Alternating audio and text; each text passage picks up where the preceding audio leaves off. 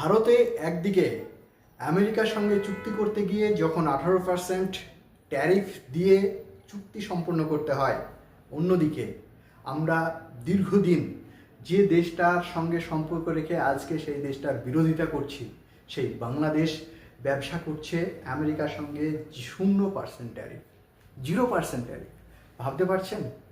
যেখানে ভারতের সঙ্গে আমাদের নরেন্দ্র মোদীজির সঙ্গে আমেরিকার প্রেসিডেন্ট ডোনাল্ড ট্রাম্পের গলায় গলায় ভাব, যখন সেখানকার অর্থাৎ আমেরিকার প্রেসিডেন্ট ডোনাল্ড ট্রাম্পের নির্বাচনী প্রচার হয়, সেখানে দেখা যায় সবচেয়ে কাছের বন্ধু ডোনাল্ড ট্রাম্পের মোদিজি। আর যখন ট্যারিফ লাগাতে হয় তখন সবচাইতে বেশি ট্যারিফ খায় সবচাইতে কাছের বন্ধুটা। অন্যদিকে বাংলাদেশের মতো একটা ছোট্ট ক্ষুদ্র দেশ যখন কথায় কথায় আমাদের দেশের বিভিন্ন আরএসএস মার্কা নেতা মন্ত্রীরা বলে বর্ডার খুলে দিলেই সেই দেশের নাকি মানুষগুলোকে চিবিয়ে চিবিয়ে খেয়ে নেবে, সেই দেশের ট্যারিফ 0%। তারা গার্মেন্টস ব্যবসা করবে, 0% ট্যারিফ। ভাবতে পারছেন? হ্যাঁ, অবশ্যই অন্ধভক্তরা বলবেন যে না, এটা হতেই পারে, এটা সবচেয়ে কাছের বন্ধুকেই তো এই ধরনের কথাগুলো, এই ধরনের কাজগুলো করা যেতে পারে। লজ্জা করে না?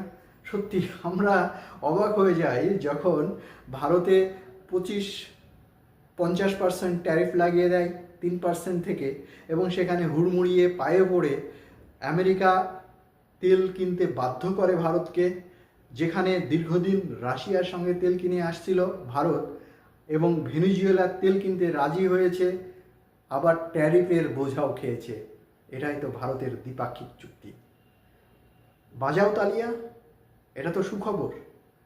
কেননা কিছুদিন আগেই বলছিল যে কোমর ভেঙে গেছে বাংলাদেশের, তাদের গার্মেন্টস যে ব্যবসা, সেই ব্যবসা সম্পূর্ণভাবে ভেঙে চুরমার হয়ে যাবে। আর আজকের দিনে দাঁড়িয়ে ভারতের গার্মেন্টস ব্যবসার উপরে 18% ট্যারিফ, আর বাংলাদেশের গার্মেন্টস ব্যবসার উপরে 0% ট্যারিফ। এটাই তো ভারত, এটাই তো দ্বিপাক্ষিক চুক্তিতে আমরা দেখতে পেয়েছি।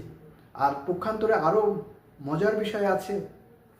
আমেরিকার কাছ থেকে যে সমস্ত দ্রব্য আসবে ভারতে, সেগুলো 0%। ভারত থেকে যেগুলো যাবে সেগুলো 18%।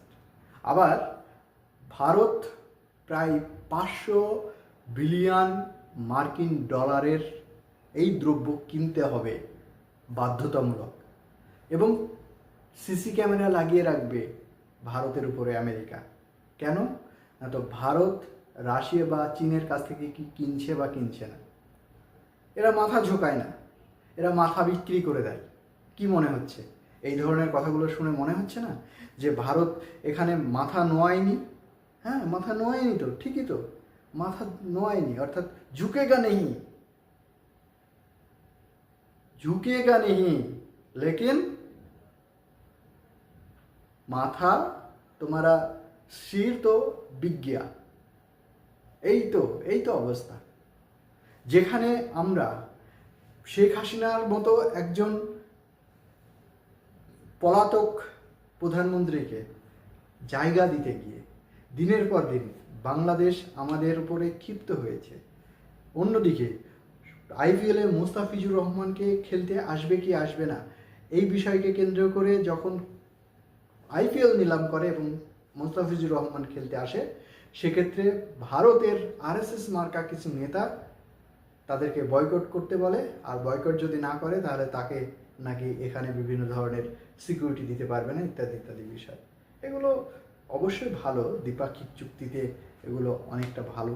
যেখানে বলে যে অন্ততপক্ষে ভারতের পারিপার্শ্বিক বিষয়, আপনারা জানেন ভারতের প্রধানমন্ত্রী বিভিন্ন সময় বিভিন্ন দেশে সফর করতে খুব ভালোবাসেন। কখনো তিনি সৌদি আরবে, কখনো মালয়েশিয়া, কখনো সুইজারল্যান্ড, কখনো বা আমেরিকা, তো মানে সবসময়তেই যাতায়াত একটা ব্যাপার। এই রকম পরিস্থিতিতে বাজাও তালিয়া ভক্তরা, আপনারা যারা দেখছেন এই মুহূর্তে বাংলাদেশ থেকে, তারা বলবেন যে আমেরিকার প্রেসিডেন্ট ঠিকই তো করেছে, শেখ হাসিনাকে রেখে দিয়েছে, শেখ হাসিনাকে আমেরিকা বা অন্য কোনো দেশে পাঠিয়ে দিতে পারত। যাই হোক, এই মুহূর্তে ভারতের জন্য সত্যি এটা অত্যন্ত চাপেরই বিষয়। যখন কলকারখানা, এত বড় একটা দেশ, এত জনসংখ্যা, সেই দেশে সাধারণ মানুষের রুজি রোজগারের জন্য ব্যবস্থা কতটা করতে পারছে সেটা তো প্রশ্নচিহ্ন রাখতেই হচ্ছে ভারত সরকারের কাছে। তবে বলা বাহুল্য, আপনারা যারা একটু বোঝেন, যারা জিও পলিটিক্স নিয়ে একটু ঘাটাঘাটি আছে, বা যারা একটু এই সমস্ত ভিডিও দেখতে পছন্দ করেন, তারা কি ভাবছেন? আমি বাড়িয়ে কথা বলছি? নিশ্চয়ই না। আপনারা তো বিভিন্ন সোশ্যাল সাইটগুলোতে দেখেছেন কিভাবে বাংলাদেশের ডক্টর ইউনূসের সঙ্গে আমেরিকার প্রেসিডেন্ট ডোনাল্ড ট্রাম্প 0% ট্যারিফে তাদের গার্মেন্টস অর্থাৎ পোশাক নিতে চেয়েছে, আমরা দেখেছি। তাহলে ভারতের পোশাক এতদিন পর্যন্ত যেভাবে বলছিল যে ভারতের পোশাক শিল্প আরও উন্নত হবে, গার্মেন্টস নিতে চেয়েছে ইউরোপিয়ান ইউনিয়ন, তাদের সঙ্গে চুক্তি হয়েছে, সেখানেও ভারতের লস। আবার আমেরিকার সঙ্গে লাস্ট যে ডিলটা করলো, অর্থাৎ আমেরিকার $500 বিলিয়ন মালপত্র কিনে নিয়ে আসতে হবে ভারতে। কি নিয়ে আসতে হবে সেগুলো আপনারা জানেন। বিভিন্ন ধরনের ডাল নিয়ে আসবে আমেরিকা থেকে, বিভিন্ন ধরনের বীজ নিয়ে আসবে আমেরিকা থেকে। ভারতের কৃষকরা একদিকে যখন খেতে পায় না, ভারতের কৃষকরা দিনের পর দিন আন্দোলন করে রাস্তায়, সেখানে ভারত অন্য দেশের কৃষি পণ্য কিনে নিয়ে আসবে। বাজাও তালিয়া, এটাই তো হচ্ছে। এর বিরোধিতা করলে বলবে যে এরা ধর্ম বিরোধিতা করে, এদের জাতপাত নাও, জাতটা খোঁজ নিয়ে দেখো, সব জাতের নামে বজ্জাতেরা জাত জালিয়াত খেলছে জুয়া। এই জুয়া খেলে দেশটাকে বিক্রি করে দিচ্ছে। যাই হোক প্রিয় দর্শক, ভারত এমন একটা শাসন ব্যবস্থার মধ্য দিয়ে চলছে, এই কারণেই বলছি, যেখানে কোনো প্রকারের এজেন্ডা নাই, এজেন্ডা শুধু একটা, সেটা হচ্ছে ধর্ম। আর এই ধর্ম ব্যবসা করতে গিয়ে দেশটাকে বিক্রি করে দিয়ে ধর্মর উন্নতি কতটা করতে পারছে সেটা বলতে পারবো না, তবে দেশের মধ্যে অন্ধভক্ত অনেক জেগে উঠেছে সেটা বলাই যায়। তবে এই অন্ধভক্তদের যেদিন চোখ খুলবে সেদিনকে দেখতে পাবে ঘটি বাটি সব বিক্রি করেছে যাকে অন্ধভাবে বিশ্বাস করেছিল সেই ভদ্রলোক। আগামী দিনে কি হতে চলেছে সেটা আরও পিকচার বাকি, আমরা আগামী দিনে অবশ্যই দেখতে পাবো। আর এটাই শুধু শেষ নয়, ভেনিজুয়েলা থেকে তেল কেনা বা রাশিয়ার সঙ্গে সম্পর্ক শেষ, এরকম ইত্যাদি বিভিন্ন ধরনের যে শর্ত আরোপ করে রেখেছে।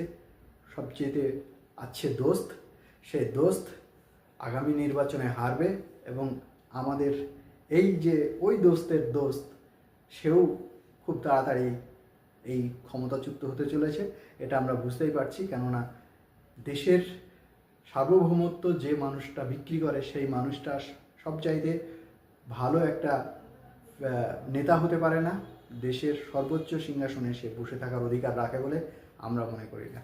তবে বিশেষজ্ঞ মহল বলছে যে শুধুমাত্র ধর্মীয় আফিং বেশি দিন খাইয়ে মানুষদেরকে অন্ধ করে রাখতে পারবে না, খুব দ্রুতই এর ধ্বংস হবে এবং সেই ধ্বংসের সময় ঘনিয়ে এসেছে। অতএব আমরা ভারতীয়রা হয়তো আর কিছুদিন কষ্ট করলেই আমরা নতুন সূর্য দেখতে পাবো। আর এই সবচাইতে যিনি বলেন যে বিভিন্ন দেশ সফর করে ভারতের দ্বিপাক্ষিক চুক্তি বিভিন্ন দেশের সঙ্গে বাড়িয়ে দেশকে আরও উন্নতি করব, পক্ষান্তরে উন্নতি করা তো দূরের কথা, আদানি আম্বানিকে বাঁচানোর জন্যই তিনি বিভিন্ন দেশে যান। আর আদানি আম্বানির ব্যবসার প্রচারের জন্যই দেশের টাকশালের টাকা পয়সা খরচ করে দেশের রুপিয়াকে দিন দিন ডাউন করছে। এটা সারা ভারতবর্ষের মানুষ দেখতে পাচ্ছে, গোটা পৃথিবীর মানুষ দেখতে পাচ্ছে। তাই আমরা পরিশেষে একটা কথাই বলতে চাই, আমাদের দেশ, আমাদের ভারতবর্ষের যে সার্বভৌমত্ব, আমাদের দেশের কৃষক থেকে আমাদের দেশের যুবক এবং যুবতী থেকে শুরু করে প্রত্যেকের যে পরিস্থিতি অর্থনৈতিক এবং তাদের কাজের সুযোগ সুবিধা, সেখানে সম্পূর্ণভাবে ভারত সরকার ব্যর্থ হয়েছে। অন্য দেশের থেকে আমদানি করে ভারতের যে উৎপাদিত ফসলের দাম দিনের পর দিন শেষ করে দিচ্ছে এবং বাইরের দেশের প্রোডাক্ট নিয়ে এসে ভারতে যে পাবলিসিটি করছে, মার্কেটিং করছে, এর তীব্র বিরোধিতা করছি। এবং আমরা বলতে চাই, যেভাবে এই দ্বিপাক্ষিক চুক্তি করে দেশটাকে বিক্রি করছে, এর তীব্র বিরোধিতা করছি। আগামী দিনে নিশ্চয়ই এর পতন নিশ্চিত। আপনারা কি মনে করেন অবশ্যই কমেন্ট করতে ভুলবেন না। ধন্যবাদ।